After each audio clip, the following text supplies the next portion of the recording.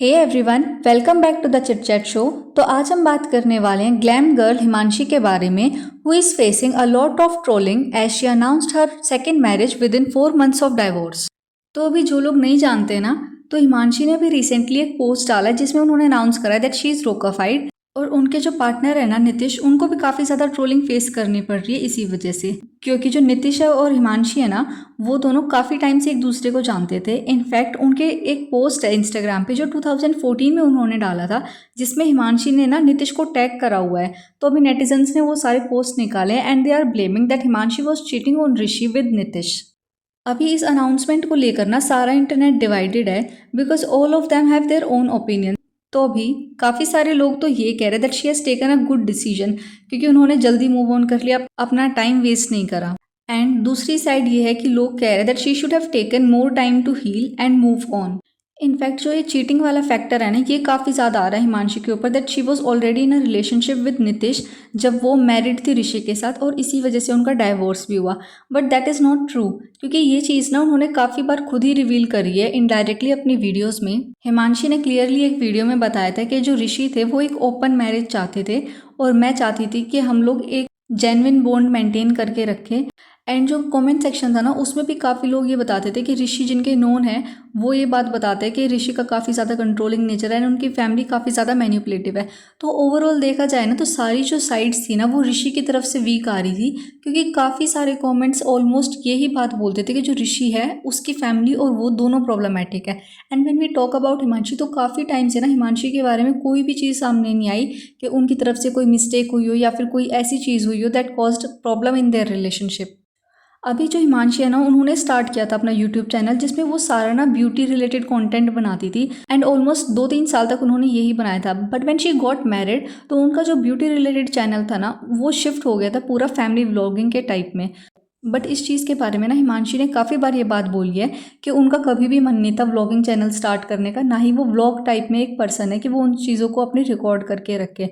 But जो ऋषि की family है ना, वो सारी चाहती थी कि इसको व्लॉगिंग चैनल बनाया जाए। इस वजह से जो हिमांशी का ब्यूटी रिलेटेड चैनल था उसको व्लॉगिंग चैनल में कन्वर्ट कर दिया गया।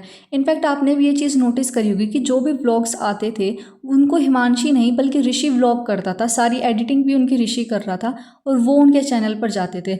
इनफैक्ट काफ़ी बार ना हिमांशी ने इनडायरेक्टली ये बात रिवील भी करी है कि ये एक म्यूचुअल डिसीजन नहीं था कि उनके चैनल को एक व्लॉगिंग चैनल बनाया जाएगा।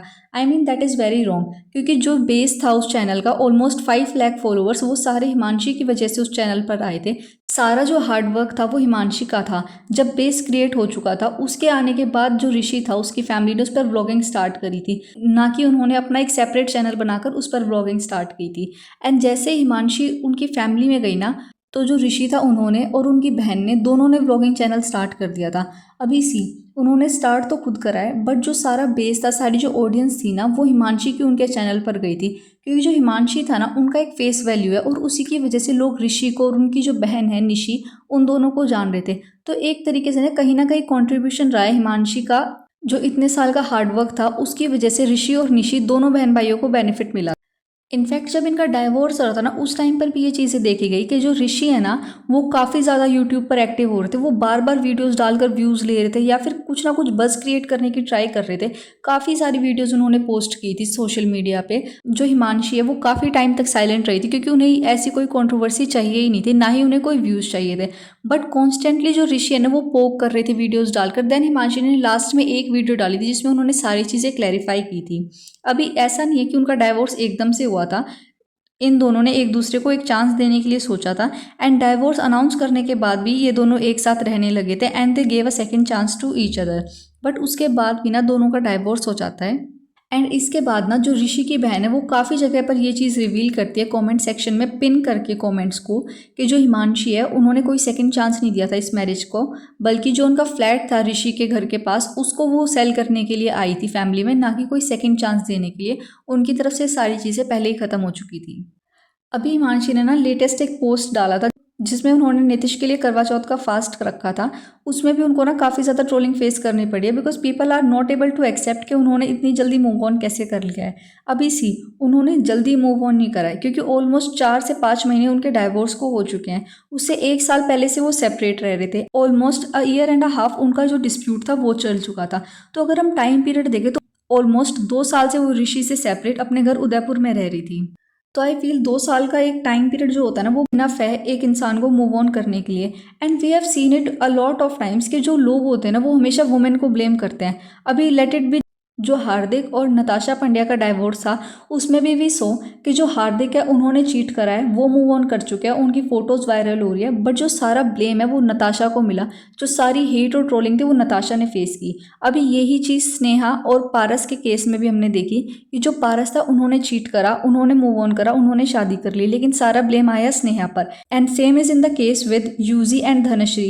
यूजी चीट कर रहे हैं, यूजी महावेश के साथ घूम रहे हैं, बट जो सारा ब्लेम है वो धनश्री पे आ रहा है और सारी जो हेट है वो उनको मिल रही है। और अभी यही हिमांशी और ऋषि के केस में हुआ है कि हिमांशी है उन्होंने मूव ऑन करा है, सेपरेट होने के बाद वो शादी कर रही है, ना कि वो कोई चीटिंग कर रही है।